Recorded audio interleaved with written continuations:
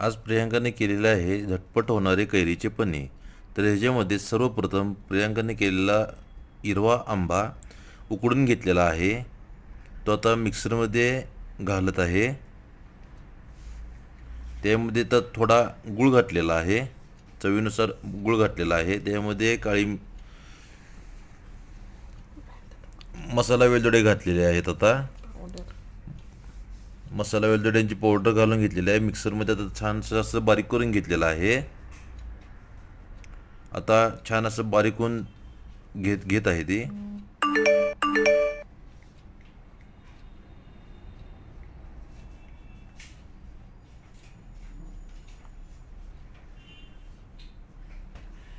थोडंसं पाणी घालून घ्यायचं.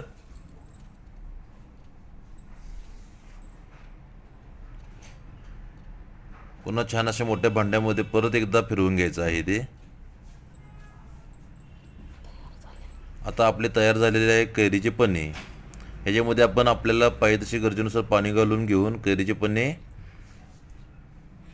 तयार करून पिण्यासाठी आता हे तयार आहे. कैरीचे पन्हे आता